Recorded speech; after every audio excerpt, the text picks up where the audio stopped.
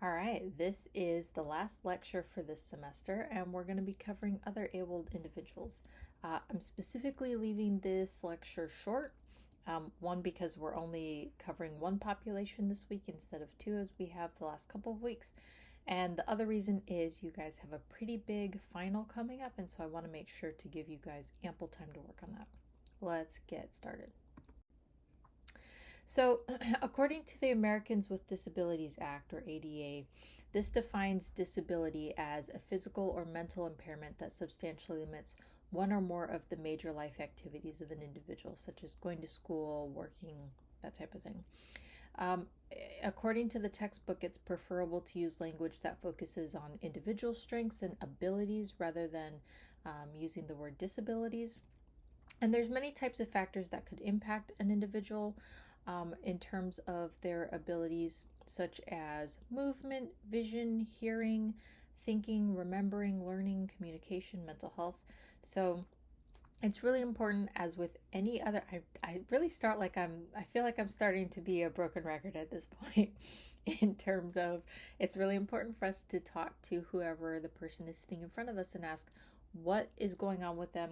What has their experience been like? How do they handle it? How do they manage it? What makes it worse? What makes it better? How do they overcome that? Because everyone that we see is going to be different, and that includes within this specific population as well. There are several myths around individuals with disabilities.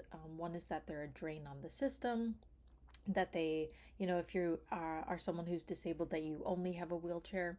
That's obviously not true, as there are a lot of disabilities that you can't see, such as cardiovascular issues, arthritis, back pain, or spinal issues.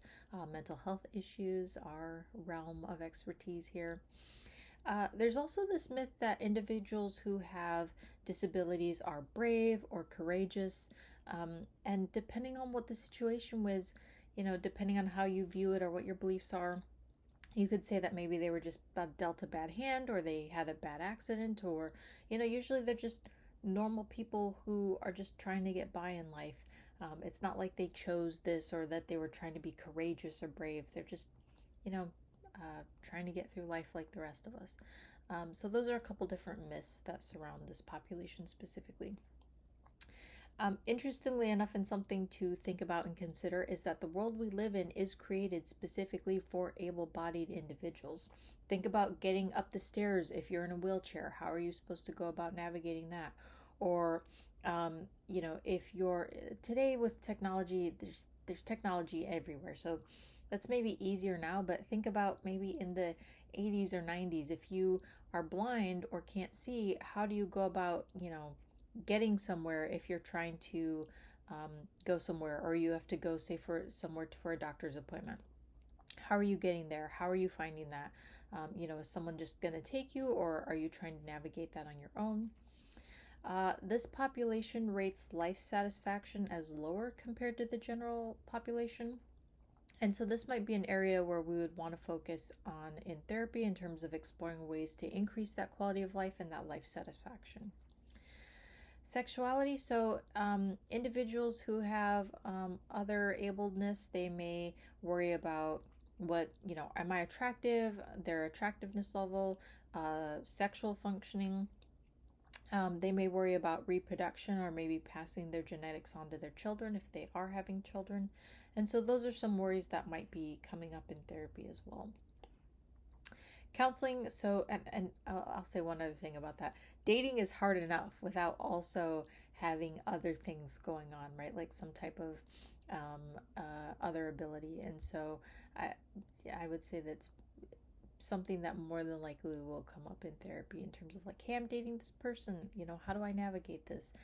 Because again, relationships are such a huge part of what we discuss in therapy. As individuals are in relationships, they then come and discuss, this happened, or how do I process this, or how do I want to respond to that? So that's something that if we haven't talked about it in this course, sexuality has come up in therapy sessions a lot.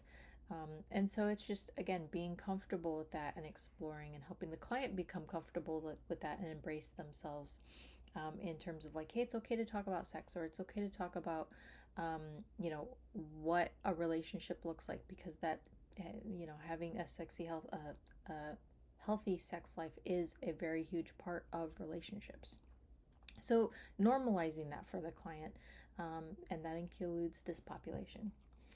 Being aware of our biases and beliefs, and again, I feel like I'm a broken record at this point with saying that, so that we don't treat individuals who are coming to see us as the rest of the world is probably treating them, right? Because people might, you know, be treating them with discrimination or prejudice or stereotypes. And so how do we make sure that we're aware of our own biases, assumptions, beliefs, values, etc., and that we're not projecting those things onto the person that we're trying to work with. I won't go into, there are a ton of different support groups and non-for-profits and organizations and resources out there. It is important for you to know as a therapist that if we're working with a client and they need some type of resource, that part of our role is to help advocate for them, help connect them to that resource, maybe do some research and say, hey, did you know about this organization over here? Maybe they can help you get a wheelchair. Or do you know about this organization over here? Maybe they can help you with, you know, XYZ, whatever the client needs. And so that's a huge part of our role as therapists, to make sure that clients are connected to resources, help them get connected, advocate in that way. And then family counseling, this has a couple different dimensions to it, trying to be aware of the caregivers and the fact that they may also need support. Taking care of someone who is other abled can require a lot emotionally, physically from caregivers. And so a lot of time, a lot of energy. And that may result in family members experiencing a range of emotions themselves, right? Anger or frustration, or even feeling sad or hopeless or depressed, especially depending on what the circumstances are that may have resulted in someone getting to the point where they're disabled. If it's a matter of, say, a car accident, and you know, it's completely disrupted your life, and now maybe that person has to use a cane or has to be in a wheelchair or can't walk or something like that. That's completely changed the way that you were living and how your life is going to look for the foreseeable future. And that can cause a range of emotions. And so helping whoever the caregiver is process through and work through that, if that's something that they're interested in as well. Yeah, that's all I'll say about that. So if you guys don't know, you should know by this point in the course, I really like Brene Brown and her work. And so I think empathy is such a huge piece of working with this population, and taking the empathy approach as opposed to the sympathy approach. More times than not, I think it can be really easy for us to take the sympathy approach, and we end up kind of looking down on someone when we do that, as opposed to taking the empathy approach. So I'll put the link for this in the description. And I like this because I think it lays out what was put in the video pretty well, because you can see there you've got like pity, sympathy, empathy, and then compassion. And of course, as human beings and as therapists, we want to be in that empathy, compassion realm, as opposed to you know, sympathy and pity. So I wanted to throw in this TED Talk because I think I've said this several times, I think, over the course of the semester, that I really value getting other voices into the classroom or into the lecture, and not you guys just listening to me the whole time. And so this is an undergrad student who talks about her other ableness, and how she struggled because she's, for a number of different reasons. She is a first-time student going to college. No one else in her family has gone to college, and she has a lot of obstacles that she has to overcome, or that she talks about overcoming. And it's really cool because she also talks about like how she struggles, but then how she's eventually able to get really connected to like someone like a student campus, student body, like an organization on campus, like a club or something like that. And she starts to then advocate for changes to be made on campus in terms of like, hey, this is needed for individuals who are other abled. What can we do over here? This is needed over here. And so it's really cool to see how she starts to kind of change the script and start to advocate for people, as opposed to, she kind of talks about like being a victim. And you can tell from what she's saying that she doesn't maintain that, like, oh, I'm a victim, oh, woe is me. No, she shows a lot of resiliency, and she gets out there and she starts to make changes happen to better the campus for not only herself, but also for other students who might potentially end up facing some of the same things that she's facing. So it's pretty cool to see. I'll put the link in the description. And that is it. So, as I mentioned, pretty short lecture this week. Here are the discussion questions. We've talked about a number of different populations over the course of the semester. So, tell me a little bit about, what you liked, what you learned, what population you learned the most about, what populations you might be struggling to work with if you did have to work with or ended up working with a specific population. And then as part of this discussion post, I'll have you guys do a little exercise. So pick something, and let me explain this a little bit. So pick something that is part of your daily task that may come really easily for you, but not for someone who has some type of intellectual or physical other ability. And do some type of disabilities cause discomfort? How do you get past feelings of discomfort?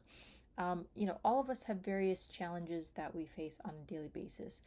And so this exercise, what you guys to do is basically, for like a short period, not very long, like maybe 20 to 30 minutes, try and imagine that you have some type of disability. Don't hurt yourselves, please. But imagine that, like, I'm in a rolly wheelchair computer chair now. So if I were to do this, I would like pretend that this is my wheelchair, and then basically explore, like, okay, how would I get around the house? How would I, if something was up in a cabinet, how would I reach that? To be able to kind of put myself in the shoes of someone who has some type of other ability, and what they might go through on a day-to-day basis. If you want to try putting a blindfold over your eyes, you can kind of blindfold yourself for 20 to 30 minutes. Again, please don't hurt yourself. Don't trip down the stairs or anything like that. But practice, like, okay, if you had the, disability of being blind, how would you go get around the house? How would you do things? How would you try and cook food? How would you know that you're burning the food or not, like that type of thing. So this is, again, just a short exercise to kind of put yourself in someone else's shoes and try and imagine what it's like to go through life with whatever that other ability is that person might be dealing with. And there's other options that you can explore. Just kind of, be creative with this and think through, like, all right, well, of the different other abilities that are out there, which one would I maybe struggle with the most, or which one would maybe be the hardest for me, or which one do I just want to kind of practice, like, what would it feel like living in someone else's shoes? So that is the discussion post for this week. Please let me know if you guys have any questions, comments, or concerns. Have a wonderful week.